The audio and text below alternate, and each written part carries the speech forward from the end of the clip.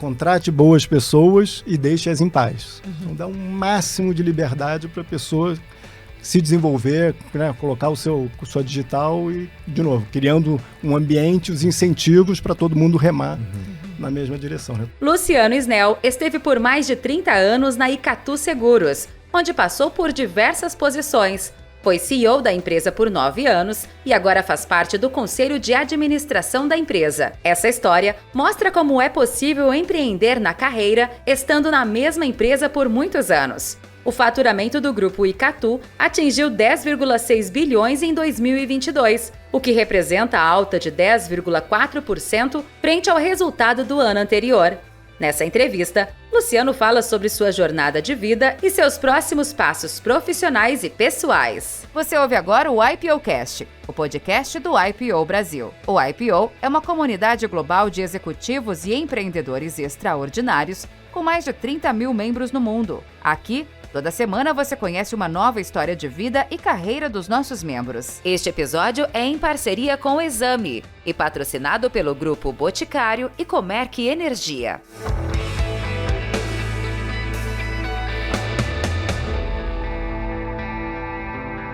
Bem-vindo a mais um o IPO Podcast. Hoje, aqui com a minha querida Yapim, juntos. Yapim, prazer estar aqui novamente com você. Prazer o meu também. Hoje temos uma grande surpresa, é um ícone aqui como CEO e de carreira, nosso amigo Luciano Snell.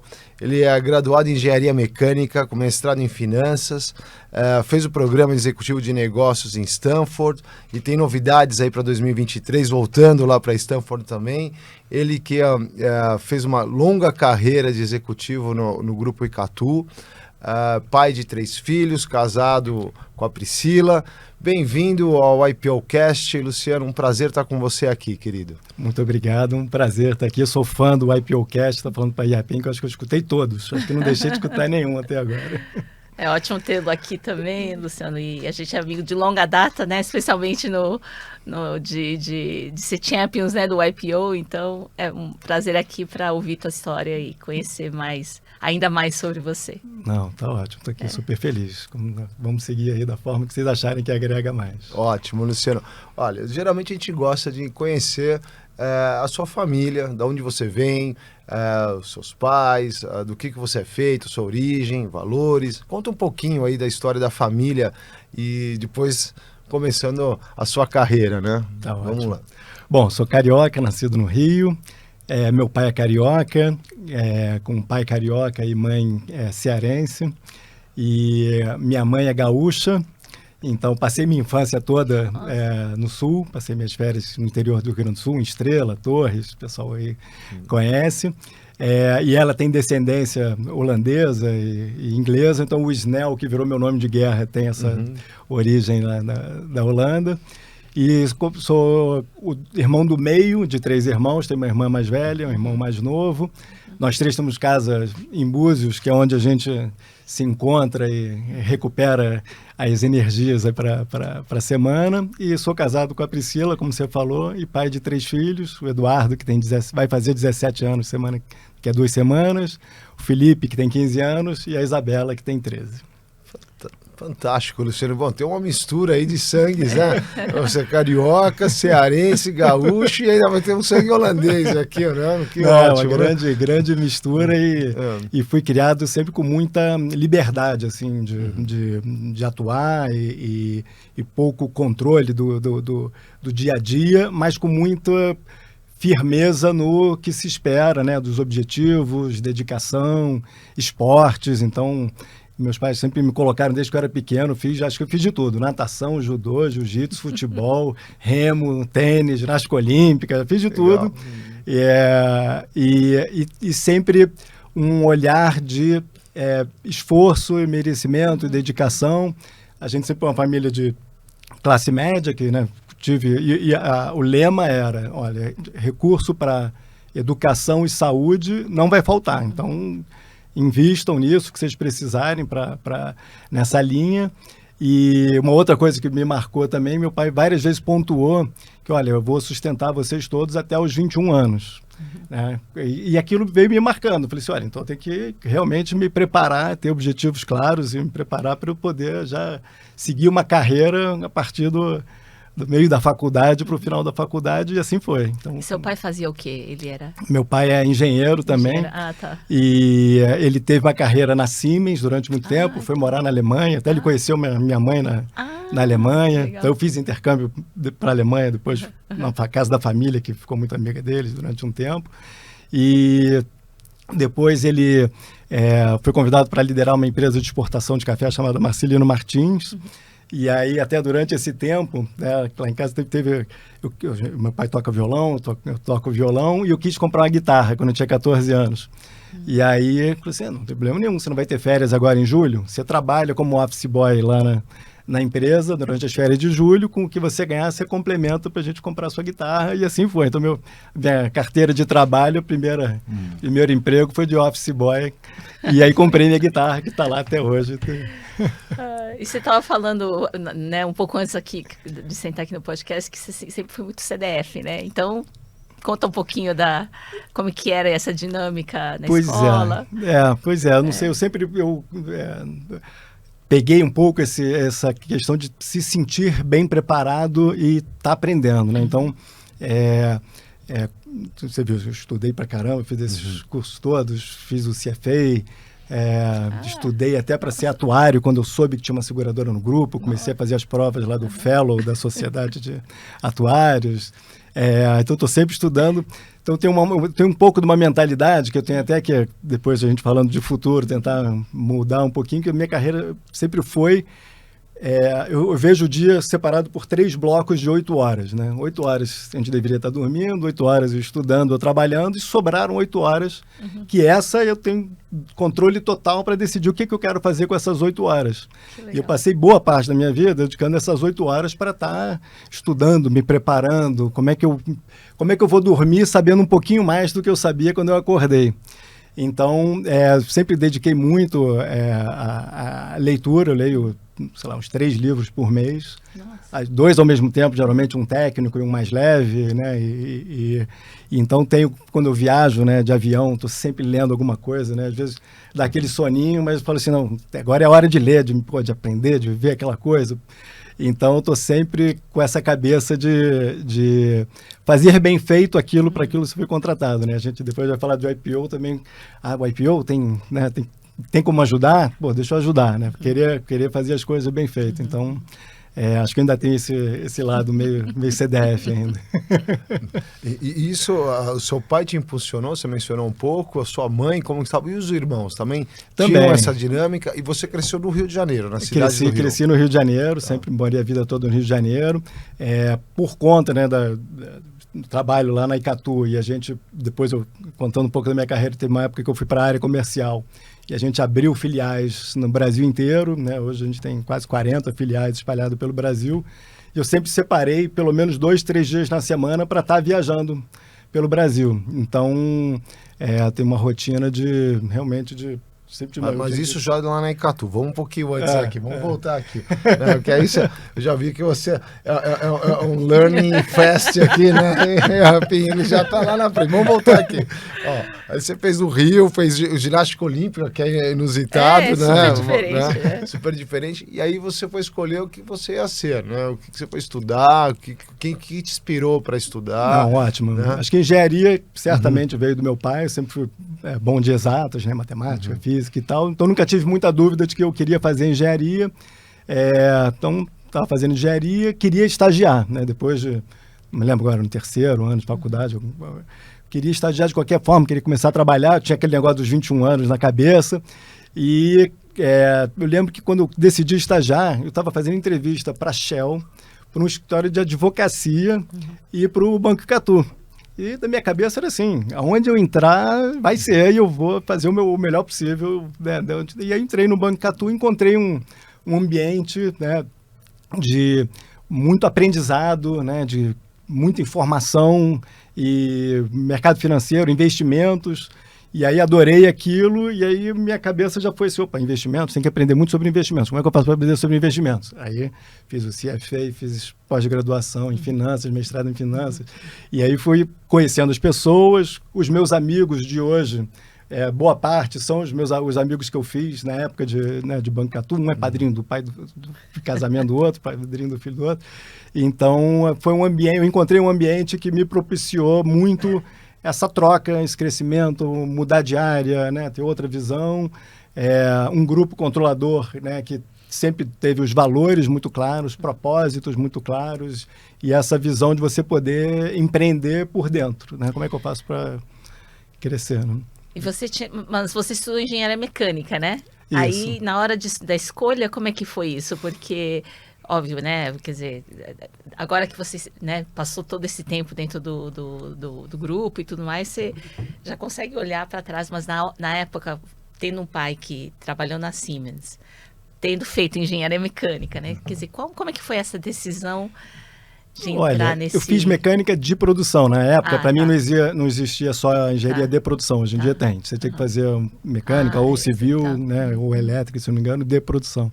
Então, eu já fiz de produção, que teoricamente daria uma visão um pouco mais ampla de negócios, né, de business. Né? Então, acho que foi muito claro. E eu sempre, na verdade, eu me formei já pensando vou fazer um MBA fora, vou estudar alguma coisa, só que a paixão que eu tive pelo trabalho, pelas pessoas, pelo ambiente de trabalho, tá ajudando a construir alguma coisa, e a capacidade de aprender e você descobrir outros cursos que você poderia fazer trabalhando, né? O CFA você estuda por conta própria, o mestrado e a pós-graduação conseguia fazer à noite, então descobrir outras formas de você conciliar trabalho com estudo, né? E você entrou, então, no Icatu, ali como estágio, advocacia, ali o Icatu, e aí tinha mais uma opção, Shell. que você falou, a Shell, né? Bom, 3 coisas correlatas, né? Exatamente. Tudo bem correlato. Mas como você estava fazendo business ali, né? Mecânica, era aberto, né? Acho que o que te motivou muito é a sua paixão de aprender, como você estava falando. E você entrou como estagiário. Isso. Né? E aí... você se sentiu acolhido, como você olha, você fala com brilho nos olhos, com emoção, né? A gente sente isso. Você se sentiu acolhido pela organização, mas teve uma longa jornada, né, Luciano? Explica um pouco isso, como começou ali, você entrando na organização, estagiário, 20 anos, 21 anos, né? Estava na faculdade, e galgar, né, esses steps, né? Acho que as coisas vão acontecendo, né? Então, entrei como estagiário, banco de dados, comecei até organizando os dados das companhias, né? Virei analista de investimentos, gestor dos fundos de ações. Foi criada a Icatu Investimentos, que era a asset do grupo do Banco Icatu.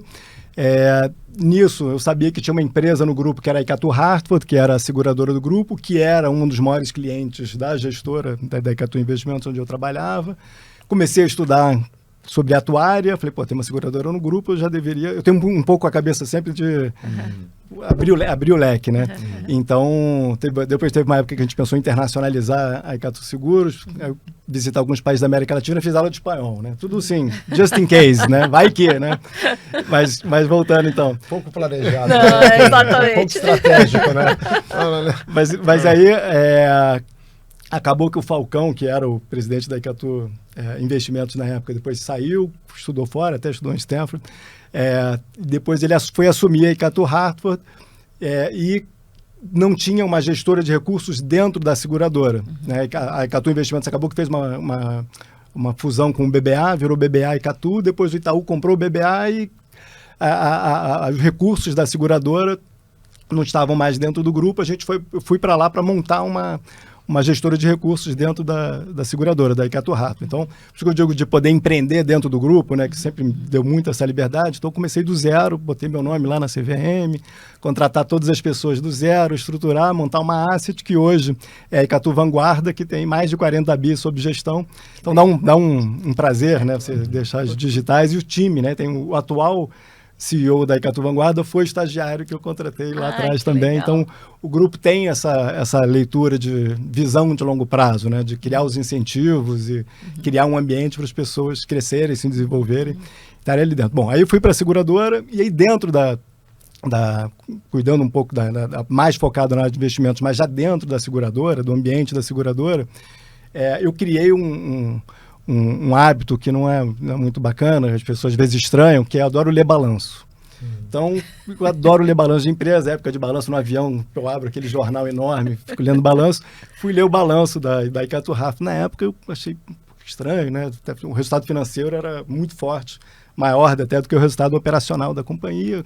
Aí eu comecei a questionar, tinha um sócio americano que era rato, falou, vai lá aprender então sobre seguros, vai lá para Hartford e tal. E aí comecei a mergulhar no mundo de seguros e em determinado momento a diretora de recursos humanos da seguradora me procurou e falou assim, olha, a gente agora quer estruturar uma área de produtos e marketing aqui na seguradora. Você não quer cuidar da área de produtos e marketing? Eu falei, como produtos e marketing? Minha vida inteira, pós-graduação, finanças, mercado financeiro. Achava super nobre, né? Marketing, né? Produtos, tudo bem, um lado técnico, mas não é minha cara. Ela assim, olha, quando alguém te oferecer a oportunidade de você cuidar de uma área que você não sabe nada a respeito, você não pode deixar passar. Você é obrigado a aceitar um desafio como esse. Ela falou com tanta... que eu falei, não, então tá, eu topo, mas tô aqui com você, né? Nesse projeto novo aqui, né? E aí, deu alguns meses, essa diretora de recursos humanos saiu, o Falcão saiu e assumiu a Maria Silvia como presidente. Eu lembro até hoje, né? Nas primeiras reuniões dela, estou vendo aqui a lista dos diretores, você, quem? Luciano Snell. Cuida de que área mesmo? Eu falei bem baixinho, produtos e marketing. E qual a sua experiência com produtos e marketing? Olha, experiência eu não tenho muita não, mas eu tenho muita vontade, muita dedicação, estou montando um time aqui que o time vai ser ótimo, né?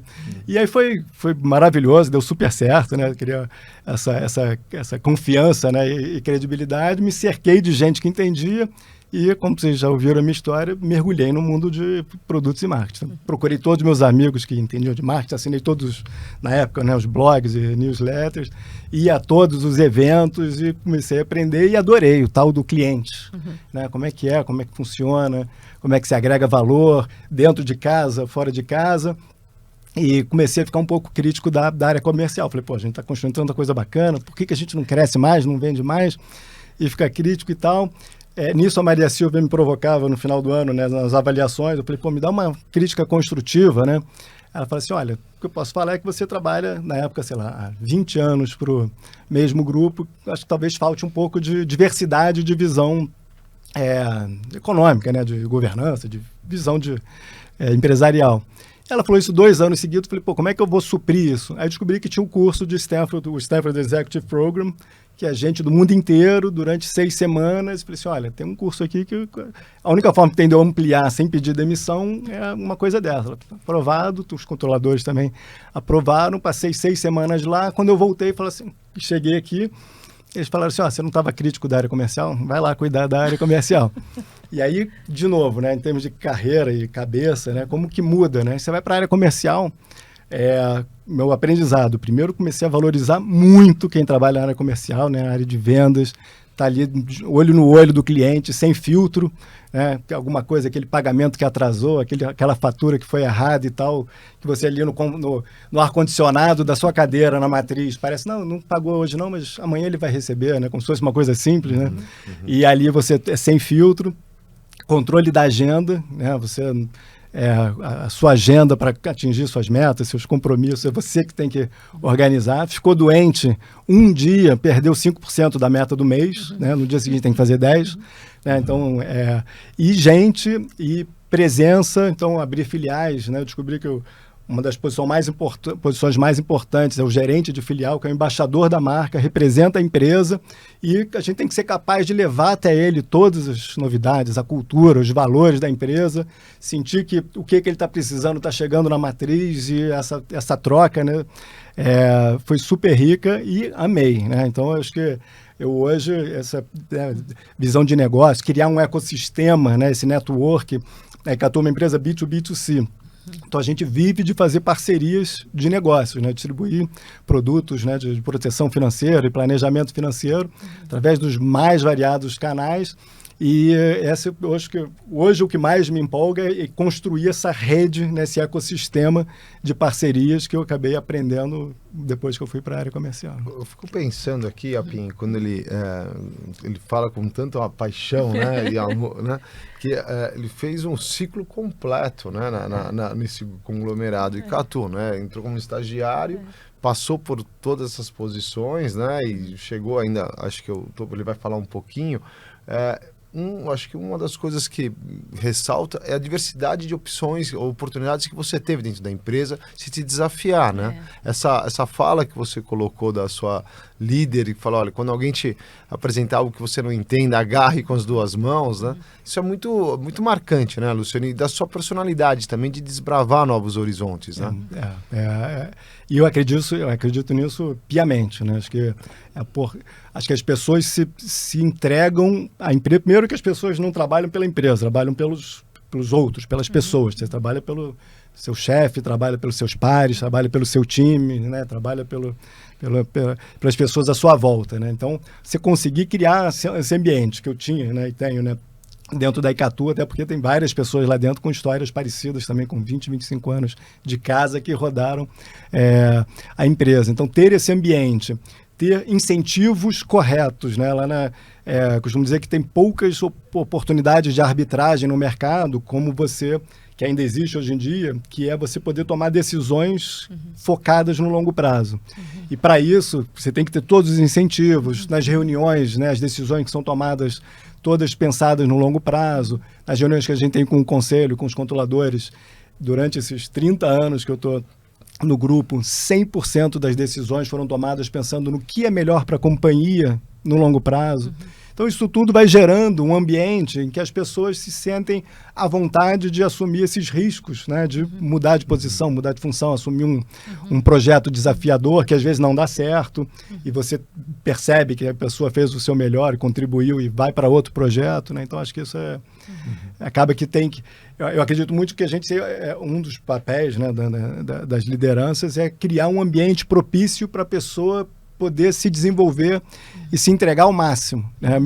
Você pergunta assim, lema de duas coisas que eu também tenho de forte. Que o principal papel de toda, né, a liderança da companhia é recrutamento. Então, é ter um olhar de recrutamento.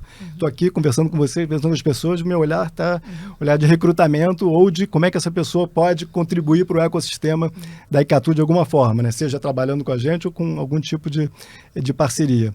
E a outra é, contrate boas pessoas e deixe-as em paz. Então, dá um máximo de liberdade para a pessoa se desenvolver, né, colocar sua digital e, de novo, criando um ambiente, os incentivos para todo mundo remar na mesma direção. Né? Falei pra caramba. Não, tá super interessante. E aí, quer dizer, depois da área comercial, então como é que você, assim, como é que galgou até a presidência da... Não, aí a Maria Silvia era presidente quando eu estava na área comercial. A Maria Silvia saiu para assumir a Autoridade Olímpica do Rio, né? Então ela foi assumir as Olimpíadas. Nesse ínterim, a Cátia Almeida Braga, que é uma das representantes controladores e é a presidente do conselho, assumiu interinamente como presidente executiva. Na minha visão, tinha um pouco daquele olhar ali, pô, será que o Ginel está pronto, né? Aquele garoto, né? Começou aqui com 21 anos. Estagiário, né? Estagiário e tal. Você estava quantos anos ali já? 20 e muitos. Foi em 2014, então 9 anos atrás. Ela assumiu em 2013, né? Então eu assumi em 2014. Então foi 10 anos atrás. Mas foi maravilhoso, porque ela viveu ali o mundo, né, de ser presidente executivo. Eu estava muito próximo dela, ainda mais na época eu estava ali como vice-presidente comercial. A gente viajou pelo Brasil inteiro juntos, ela conheceu as filiais, ajudou a dar um peso, um equilíbrio entre a área comercial e matriz, né, valorizando bastante a área comercial, que foi super importante.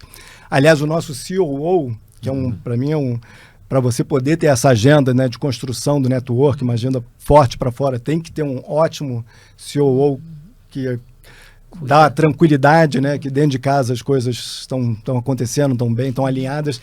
teve sempre uma carreira muito comercial, então o nosso CEO tem também um viés comercial de colocar a empresa preparada para fazer negócios, né?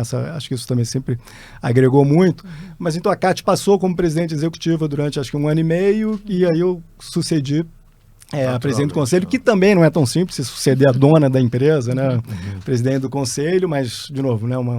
Uma relação de confiança e transparência de muitos anos, e que, de novo, aí foram 9 anos, esse seria o meu 10º ano já como presidente, e acredito que tudo tem seu ciclo, né? E acredito realmente que depois de 9 anos na posição, o melhor para todo mundo, né? O melhor para a empresa, o melhor para, né, o conselho, o melhor para mim, né? Para a família, para todo mundo, é você conseguir com muita tranquilidade passar o bastão. Então, 1 ano atrás, em maio do ano passado, comecei a conversar com a Cátia e o Luiz Antônio, os controladores da companhia, sobre o meu desejo de iniciar o processo de sucessão com muita calma, sem prazo.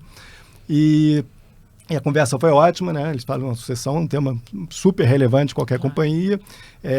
Vamos começar a tocar esse assunto. Surgiu o nome de um dos conselheiros, que também tem 30 anos de casa, que vocês veem que no grupo tem bastante disso. Ele topou, né, pegar o desafio de assumir a presidência no meu lugar. Eu fui para o conselho no lugar dele, nos aproximamos mais ainda, né? Nós já éramos próximos, ficamos mais ainda, né? Aquela que se abre o kimono para dar certo, como a gente aprende no IPO, tem que ser vulnerável, coloca tudo que você sabe de a si próprio, sabe não, conhece ou tem de experiência, um para o outro, como é que faz para funcionar. A gente tem um amigo próximo, até gestor de uma dessas assets independente, que quando eu contei para ele, ele falou assim, mas você está preparado para ter uma das relações mais conflituosas do mundo, que é a relação do CEO com o ex-CEO, ainda mais se um era do conselho e o outro foi para o conselho. Eu falei, não sei se eu estou preparado, como é que faz isso? Ele, não tem fórmula, mas o importante é botar na mesa, vocês conversarem sobre isso, estarem preparados, né, ter um canal franco e aberto. E aí, na mesma hora eu falei, posso falar no seu nome? E aí, claro, e tal. E aí, de novo, isso só aproxima, né? Você colocando nos assuntos, né? Então, foi, assim, sucessão de livro-texto, assim, de uma suavidade, continuidade. Depois de 30 anos, né? Eu nunca conseguia me ver atravessando a rua e trabalhar em qualquer lugar que fosse. Sempre adorei estudar. Desde que eu fiz o curso em Stanford, era um sonho voltar para lá com a família. Então, fiz o application para o DCI, né, de lá de Stanford, no final do ano passado. Fui aceito 1 semana antes de fazer o comunicado para toda a empresa de que eu estaria indo para o conselho. Então, aquelas coisas que vão casando, vão acontecendo. A empresa num momento bom, vai ser maravilhoso para a empresa ter um olhar novo, né, um gás. Sempre acho nessas mudanças de área que tem, né, esses job rotations dentro da empresa, são maravilhosos, que é um novo olhar de alguém sobre aquela, né, um novo ângulo de visão. Então vai ser maravilhoso para a empresa, que também escolheu um bom momento, né, gerando caixa. A Icatu, a gente até falou pouco, né? A Icatu se tornou a maior seguradora independente do Brasil, a mais rentável seguradora independente do Brasil, com, né, seguro de vida, previdência, capitalização e investimentos, faturando mais de 10 bi já hoje em dia nessas linhas de negócio. Então, num momento super propício, né, bem combinado. Então, estou aqui, confesso para vocês, num momento de muita leveza e satisfação de estar vivendo esse momento e preparando o próximo passo para o futuro. E conta um pouquinho, assim, eu acho que é interessante, né, ouvir a sua história e que, bom, você passou 30 anos, mas parece que foram 30 anos que voaram, né, de uma certa forma, porque...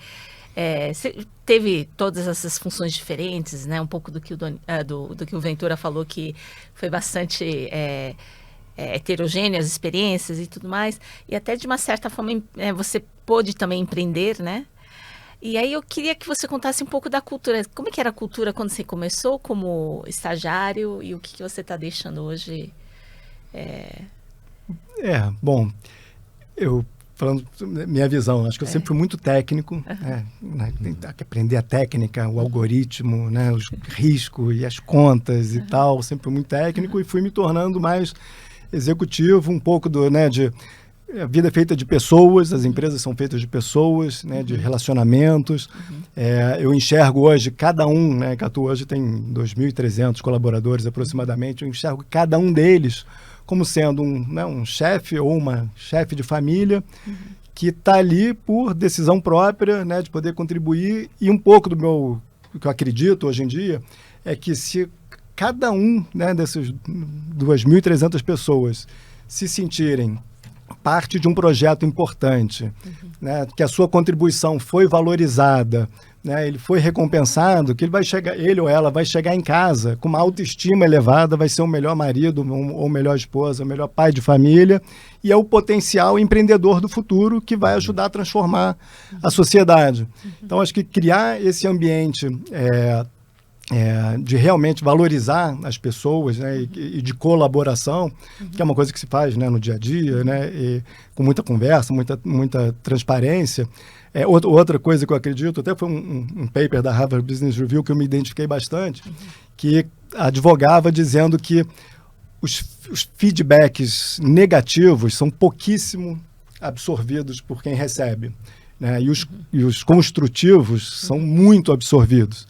Então, eu acabo que eu uso isso também na vida familiar e profissional, um pouco de tentar construir, se precisar dar um feedback construtivo para uma pessoa, né, escolher um momento adequado, um ambiente propício e transformar aquele feedback em alguma coisa que seja construtiva para a pessoa, que ela consiga levar aquilo de uma forma positiva, né, de que você está procurando ajudá-la, né, a crescer, a se desenvolver, do que você falar de uma forma que a pessoa vai ficar reativa e não escuta mais nada a partir daquele momento, né? Então, acho que isso tudo foi o que eu encontrei, né? Já encontrei, e procuro deixar de legado, sabendo que o time que está lá está pronto para continuar desenhando a estratégia. Só para eu complementar, eu me alongo às vezes nas respostas. Uma outra coisa que a gente não acredita, e eu também... a gente não faz planejamento plurianual, né? Onde queremos estar daqui a 3, 4, 5 anos, vamos tomar essas iniciativas, né? Que eu gosto muito da visão dos fazendeiros, né? Ter uma visão de 5 a 10 anos e planejar o que você vai plantar no dia seguinte, né? E aí ajustando as velas do barco de acordo. Então a gente, e acho que tem-se essa cultura lá dentro de não gastar muita energia tentando prever ou controlar o futuro, que ninguém controla, e ter uma cultura muito de adaptabilidade e de aproveitar as oportunidades quando surgirem, né? Então, acho que isso também vem de dentro, eu também acredito, e a gente acaba que vai reforçando. Então, todo mundo do time é responsável pela estratégia da companhia, no sentido de vamos testando, né, várias iniciativas, o que for dando certo vai ganhando mais energia, e por aí vai. É bem interessante a visão de planejamento, né? Porque você tem ajustar a vela do barco, você tem que ter um time bem azeitado, alinhado, uma cultura muito disseminada, né, Luciano? Porque é uma empresa grande, é um mercado nervoso, é um mercado que você tem que fazer todo dia a venda, né, ali. E você colocar esse ajuste, você imprimiu isso, você já encontrou essa cultura, você lapidou, como a Yapim bem colocou. Nesses últimos 10 anos, eu vi o vídeo que você foi agraciado pela equipe, né? Recentemente, esses dias atrás, isso mostra a liderança que você vê genuinamente o time todo aplaudindo, né? É até de emocionar. Então, acho que tem muito mais aí que você colocou do Luciano nessa cultura nos últimos 10 anos, né?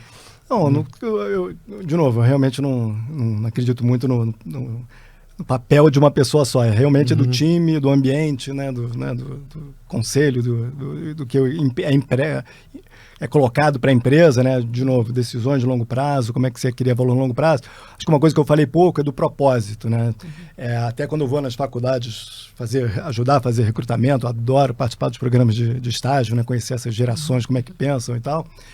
Você trabalhar numa empresa e numa indústria, né, que a gente oferece seguro de vida e previdência, em que aquilo que você está ofertando, você sabe que se a pessoa contratar, você está fazendo um bem a ela, né, costumo dizer, é muito raro você ter essa oportunidade.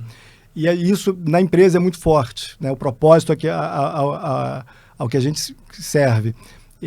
Eu costumo dizer que a gente está vacinando os brasileiros contra as incertezas financeiras do futuro. E a pandemia, né, por linhas tortas, acabou que reforçou em todos nós, né, o propósito ao que a gente serve, a diferença que faz uma família que recebe um capital de seguro de vida, né, em um momento completamente não planejado. Em algumas localidades, né, em algumas comunidades, às vezes aquela pessoa que veio a falecer era o empreendedor da região.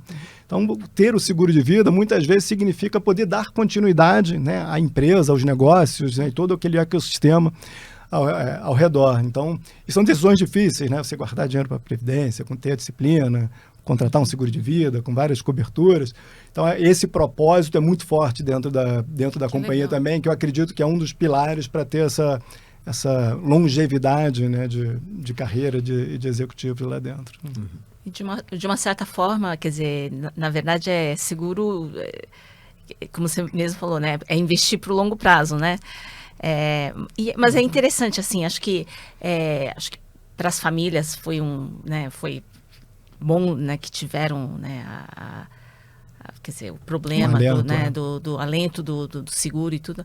Mas como é que foi para a empresa? Você falou muito dessa questão de, né, realmente pandemia a gente não planeja, né? Então, estou interessada em entender um pouquinho como é que foi esse processo, assim, para dentro, né, dentro da Icatu, quando vocês tiveram a pandemia, e sem dúvida houve bastante sinistros, né, entre aspas. Foi. Não, esse é um ótimo ponto, porque foi um momento, foram 2 anos, 2020 e 2021, de novo, todo mundo em home office, todo mundo passou por isso, a surpresa que funcionou para todas as empresas, para a gente também, só que a frequência, né, de sinistros e ligações e acionamentos foi para a gente e para toda a indústria de seguro de vida foi o dobro do que era o esperado, né, atuarialmente. Então, todo mundo se desdobrando para fazer os atendimentos, fazer os pagamentos todos em dia. E a gente já, anos atrás, já tinha feito um treinamento para todos os nossos atendentes de empatia, né, de você se colocar, né, e usar a linguagem, entender a linguagem que o cliente está usando com você, se é alguma pessoa que está com pressa e quer uma objetividade rápida, ou se é alguém que está precisando, né, de um colo, de um carinho, de um apoio. Então, todos os atendentes têm sempre tiveram, né, liberdade total para atender pelo tempo que for necessário, da forma como ele achar que o cliente precisa ser atendido. Então, aquilo de você, né, preparar antes e tal, acaba que acho que isso funcionou muito bem, todo mundo teve essa liberdade de atender bem, a todas as áreas se esforçando para manter todos os fluxos acontecendo. E a relação com o conselho foi muito intensa, porque, como você falou, imagina, sinistralidade aumentando, né, exponencialmente, sem você saber aonde ia parar, né, no mundo inteiro, aqueles sustos todos acompanhando. Então, foram momentos que a gente tinha reuniões diárias até de controle de risco. Quais são todos os riscos de resgate em previdência, fundos de crédito privado, liquidez dos fundos, resseguro, como é que são as políticas de resseguro da companhia, e o que a gente tem com a otimização de capital. Aliás, só para não perder, assim, tem um livro, né, chamado Outsiders, em que eu me identifiquei muito, até que são 8 CEOs menos conhecidos, mas que tiveram carreira longa e ótimo retorno para os acionistas, em que ele falava que a função principal, né, talvez do CEO é a alocação de capital financeiro e capital humano. Né? Então, eu me identifiquei muito com isso. E nesse momento foi um momento de otimização de capital máximo, né, também da companhia, e a gente estava ali com todo mundo conhecendo, né, todos os riscos, o que poderia ser feito previamente, né, planejadamente. E, obviamente, passamos por isso, né? O mercado passou por isso. Aliás, foi uma prova de resiliência do mercado como um todo. E voltamos, né? Estamos hoje gerando caixa, pagando dividendo, né? Tivemos lucro recorde novamente. E saímos dessa, acho que com o propósito, né, de todo mundo reforçado, e no Brasil inteiro, né? Lembrando que a gente atua no Brasil inteiro, e com o time mais resiliente de ter passado por essa prova de fogo de, né, levar um susto sob todas as vertentes possíveis. A indústria do resseguro e do seguro saúde, você pode falar um pouquinho o Brasil? Acho que a gente tem visão de várias indústrias, né? Acho que o resseguro, seguro, previdência, para o brasileiro é um issue, né, Yapim, né? Seguro-saúde é mais óbvio, mas assim... e seguro de vida, né? Seguro de vida, porque ninguém acha que vai morrer, mas... previdência, sem dúvida, é uma coisa que o brasileiro não investe. A cultura do brasileiro nisso, né? Como que é? Dá um cenário para o nosso ouvinte aqui, para o IPO, e já vamos falar para os youngers também, né? Para o INGs aqui, para os filhos do IPOers aqui. O que é essa previdência, qual é a visão dela e o seguro de vida, né? Eu falei saúde errado, é o de vida, né? Claro. Conta um pouquinho esse cenário do Brasil, a cultura do Brasil e a indústria. Como é que é, Luciano? Ótimo. Primeiro, acho que vale um IPOcast só para falar sobre planejamento financeiro, misturando investimentos com seguro de saúde, seguro de vida, previdência e rendas. Já está marcado aqui, contratado. Esse é um tema que eu vou ter que me segurar aqui para ser o mais conciso possível, porque eu sou apaixonado, né? E se a gente procurar bibliografia no Google, por exemplo, alocação de capital, alocação de investimentos durante a fase de acumulação, tem 1 milhão de páginas. Alocação de investimentos para a fase pós-aposentadoria, tem 10 páginas. Então, tem muito menos estudos sobre o que fazer quando você já está consumindo as suas reservas do que na época que você está acumulando. Então, é super prazeroso. Bom, mas previdência virou um objeto de desejo do brasileiro. Então, hoje, se você perguntar o que as pessoas desejam ter um plano de previdência, era considerado um produto super complexo e hoje as pessoas conseguem entender. E a regra de ouro, só para não me alongar, comece o mais cedo possível e poupe o máximo que puder. Com essa máxima, todo mundo vai conseguir se aposentar ou ter um dinheiro para uma emergência no futuro. A gente lá na Icatu, né, fomos pioneiros em criar uma arquitetura aberta em fundos de previdência, então a gente tem mais de 400 fundos de previdência, com 150 gestores, né, os mais renomados têm produtos de previdência que ajudam a ter bons produtos, né, para o futuro. E o seguro de vida, nós sempre nos perguntamos, poxa, como é que previdência virou um produto objeto de desejo brasileiro e o seguro de vida menos? Ainda não. Vamos começar a investir para ter os melhores produtos de seguro de vida, as melhores experiências, né, as ferramentas, hoje em dia a experiência é tão importante quanto o produto em si, e veio a pandemia e hoje a curiosidade do brasileiro, tentar entender quanto custa, que coberturas que existem, chegou para ficar. Então a gente já percebeu também um crescimento enorme da curiosidade e da demanda por seguro de vida do brasileiro. E as coisas estão se misturando. Hoje em dia, um planejador financeiro, que entende muito de investimento, fez às vezes o CFP, que não entende de seguro-saúde, seguro de vida e previdência, ele não consegue fazer um aconselhamento completo para o seu cliente. Então, só vou fazer um resumo bem rápido. A pessoa que se aposentou, né, na minha opinião, o produto mais importante que ela precisa ter é o seguro-saúde e catástrofe. E a gente nem trabalha com seguro-saúde, então não estou advogando em causa própria. Que é o que pode, né, queimar os recursos de 2 gerações. Né? Então, ter o seguro-saúde de catástrofe, né, internação e coisa assim, não é reembolso de consulta. Depois, comprar rendas. Hoje em dia, você consegue comprar uma renda vitalícia, uma renda temporária, renda reversível ao cônjuge, que no mínimo pague o seu seguro-saúde ou as suas despesas básicas, renda diferida, que vai começar a te pagar depois mais lá na frente. Se você tiver um seguro de vida bem feito, os seus herdeiros ou beneficiários vão receber sem imposto, com liquidez. O que você tem, você pode fazer o investimento que você quiser, né? Pode fazer um investimento de longo prazo, né? Você continua tendo cercado, né, dessas formas todas, você não precisa estar conservador nos seus investimentos, você ainda pode ter investimentos considerados agressivos. Então, esse é um tema que eu sou apaixonado, mas chegou para ficar. Ótimo, muito. E os players do mercado, você tem o Icatu, você tem os bancos, dá um cenário disso para... Ótimo, né?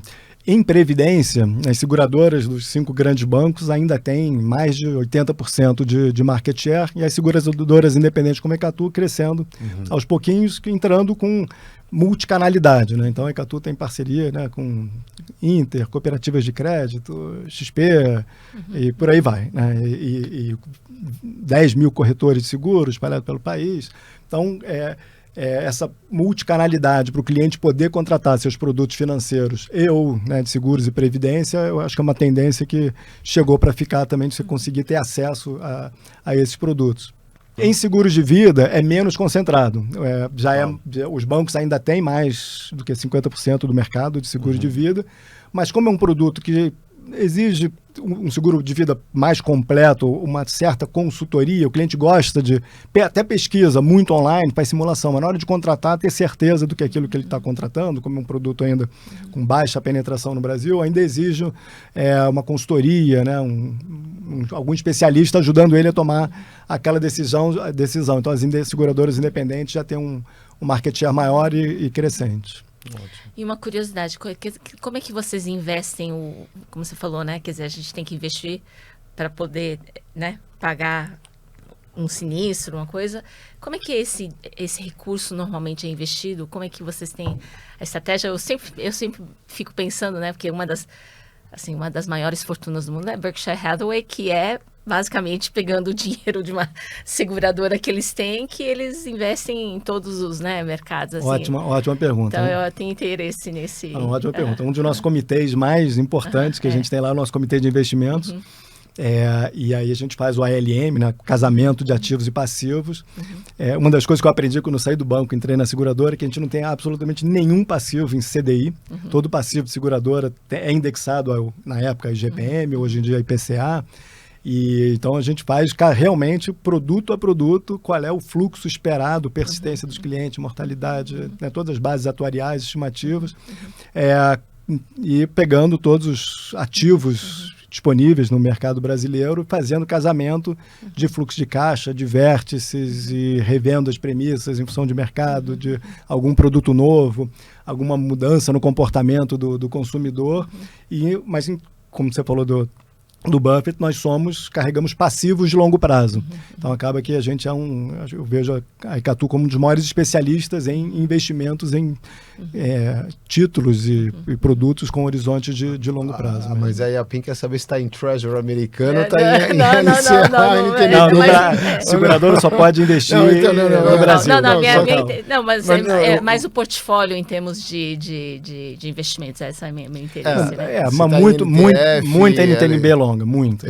Nossos passivos, boa parte, são indexados ao IPCA e de longo prazo. Entendi. O bom é que a gente tem vários NTNBs com vários vértices. O que seriam os Treasures lá que estava brincando um pouquinho? São os NTNBs nossas aqui, né?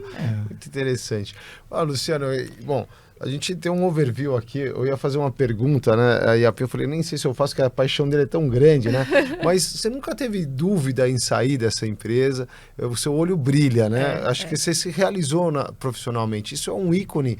Você tem um CEO e uma carreira de 30 anos, né, dentro de uma mesma empresa. Eu acho que a Yapim que conhece muitos empresários, né, Yapim? Acho que não, realmente é bem, quer dizer, hoje em dia são poucos, né, executivos que trabalharam no mesmo grupo, mas o mais importante é que ele resolveu, de uma certa forma, fazer essa transição agora, porque está indo, né, nesse projeto, quer dizer, vamos dizer, nesse sabático, né, em Stanford.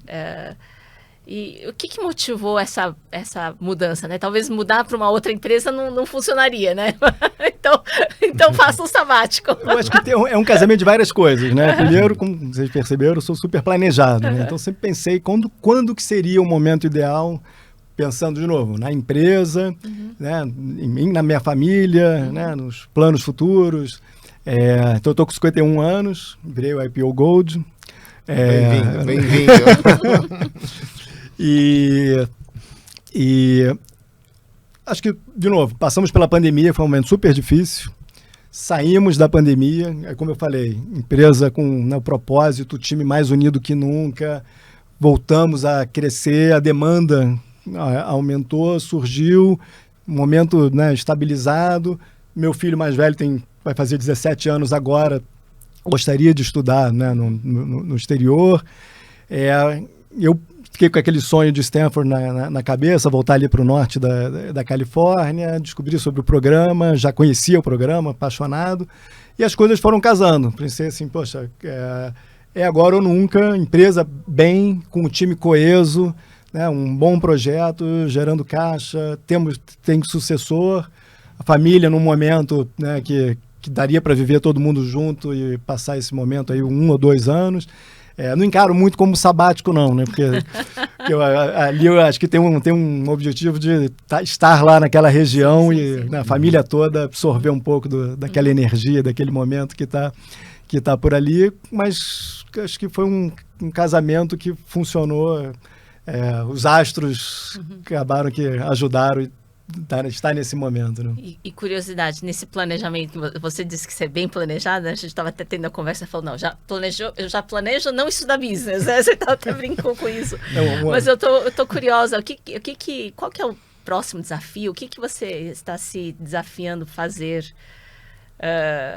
né, olhando aí nessa transição aí que você está fazendo? Não, ótimo. Enfim, esse programa, né, do DCI, eu acho maravilhoso, porque eu estou precisando para agora, que eles vão, os diretores do curso falando assim, olha, nós vamos te provocar a você encontrar a sua paixão para os próximos 10 a 20 anos.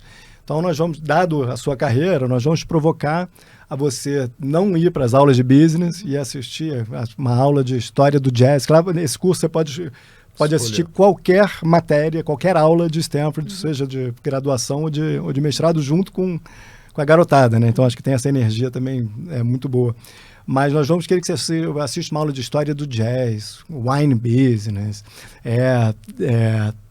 plasticidade do cérebro, e abrir a sua cabeça, e nós vamos ficar te provocando, e você interagindo com o resto da turma. Você já pensou em trabalhar para o governo? Já pensou em montar uma ONG? Já pensou em empreender? Ou quer voltar a ser executivo num outro ramo de atividade completamente diferente? Então, se me perguntar qual é o meu plano, é acreditar na mágica deles e viver esse momento realmente all-in e ver o que surge, uma nova paixão renovada aí pro ir no flow, né, Luciano? Exatamente. Você sabe, a gente estava lá no GLC, né? Tem o Arthur Brooks, que ele faz o Strength to Strength, e ele fala muito isso na nossa fase, né? Da inteligência fluida e da inteligência cristalizada, né? E é exatamente essa inflexão. E ele fez uma pesquisa grande, onde ele coloca aí a felicidade, né? Ele fala que o período mais feliz, antes dos 20, né, geralmente, é após os 50. Né? Que é onde você consolidou a sua carreira, onde você se provou, e aí você vai para o next. Os filhos estão indo já numa fase mais adulta, ou saindo de casa, ou tendo autonomia financeira, e aí você tem um ápice de até os 65, aí depois você tem uma outra curva, que é ou exponencia para cima ou para baixo, conforme você faz um give back. Isso marcou muito essa palestra dele, né? E a gente está vendo isso na prática, né? Né? Entre os amigos, entre os CEOs e os empresários, né?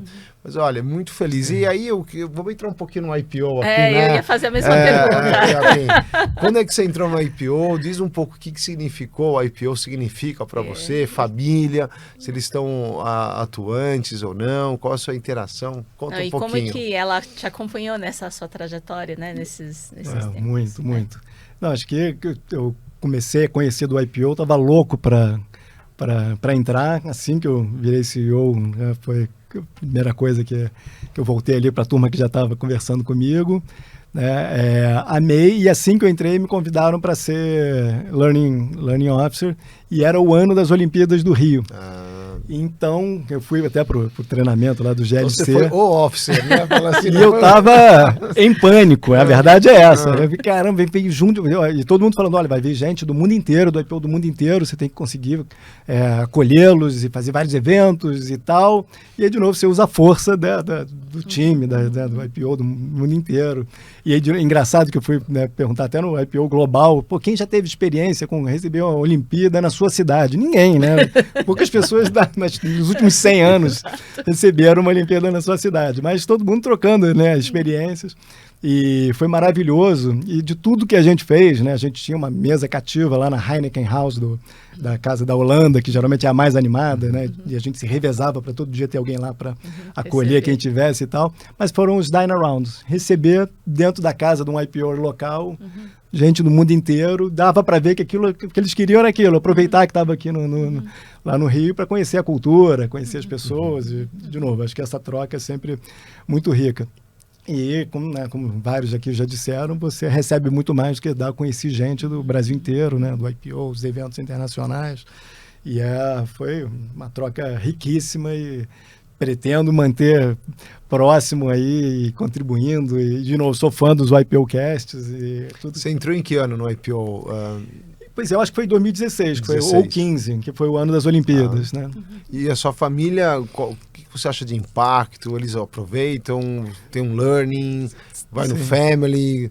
Sim, acabamos de ir no family lá do Rio. Quando era learning, fizemos o Family Weekend também, que era um desafio, né, de fazer bem feito, né, e de novo aquela cabeça Caxias, né, de querer fazer tudo bem feito. Sempre com muitos sócios, né, para fazer aquilo acontecer. Até funcionou bem. Minha mulher Priscila ama o fórum dela. E uma das primeiras perguntas que meus filhos fizeram quando eles falaram que você saiu da Icatu, não é mais executivo da Icatu, vamos ter que sair do IPO. Eu falei, não, filho, já graduei. Estou num momento que agora, se a gente quiser, a gente consegue ficar no IPO daqui para frente. Que legal. Não, eu acho que bem legal. E aí, a família está toda preparada, né, para essa jornada aí que vocês vão fazer? Todo mundo engajado, né? Mas todo mundo encarando quase como uma aventura, né? Ninguém, imagina, todo na sua escola, com seus amigos e tal. Gente, a partir de julho, vamos mudar de escola, vamos ficar distante. E é longe, né? Ali, Palo Alto, São Francisco, não é perto. Mas todo mundo leva um pouco aquele susto, mas é isso mesmo, vamos embora, vai ser uma grande experiência, certamente. Stanford é fantástico, a região vai aprender bastante, o curso te abrindo, né, para essa nova fase, a conhecer o mundo, né? Conhecer o que tem de tecnologia, o que tem de conhecimento, para estudar a história do jazz, wine, etc. Ou seja, sai da caixinha, né? E você que não gosta de estudar muito, né? E pelo visto, você vai... Acho que talvez você corre o risco de virar professor lá em Stanford e não voltar. Eu estava comentando com a Yapim que uma das melhores dicas que alguns dos brasileiros que já fizeram, né, o DCI me falaram, é o seguinte: você pode pegar até 12 matérias, se eu não me engano, por trimestre. E fala assim, pega no máximo 5 ou 6, senão você não vai ver a vida acontecer aqui no Vale do Silício, não vai viver esse momento com a sua família. Take it easy, escolhe bem as matérias, você pode ficar 2 anos em vez de 1, se você quiser, faz mais longo, mas faz sem ser no meu ritmo normal de 10 matérias, né? Pegar tudo ao mesmo tempo. Isso é um aprendizado também, é um aprendizado, né? É um aprendizado. Eu tenho que mudar esse meu modelo mental um pouquinho. Muito bom. Olha, fantástico, né, Yapim? Adorei a história. A gente já fica aqui com mais um convite para o Luciano, para a gente só falar de previdência e a cálculo autorial e saúde e de vida, né? Já recomendo que nós todos repensemos aí o seguro de vida, né? A gente não tem, vamos colocar para os filhos olhar, e para os youngers uma aula aí de previdência para eles, né? Vai ser um prazer. Olha, Luciano, um grande prazer estar com você aqui. A gente tem um livro aqui escolhido pelo Duane, né? Duane, que é o nosso booker aqui. E ele escolheu esse livro do Yoshiro Kishimi, que é A Coragem de Não Agradar. Não sei se você já leu ou não. Não li. Então, espero que você goste.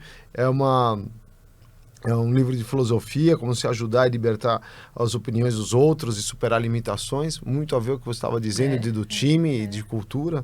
Então, espero que você tenha uma boa leitura aqui. E Yapim. Obrigada, Luciano. Poxa, obrigado. Gostei muito de estar aqui com você e ouvir tua história. Muito obrigada. Eu que agradeço o convite, um super prazer. Prazer, Luciano. Bom, fica aqui o convite do Luciano para uma próxima, para os Youngers e para o IPO, falar um pouquinho desses assuntos que ele não conhece muito. É só 30 anos, Luciano. Muito obrigado por estar aqui com você. Agradeço e até a próxima. Obrigado, Yapim. Não deixe de escutar os outros episódios do YPOcast, disponível em todas as plataformas de streaming.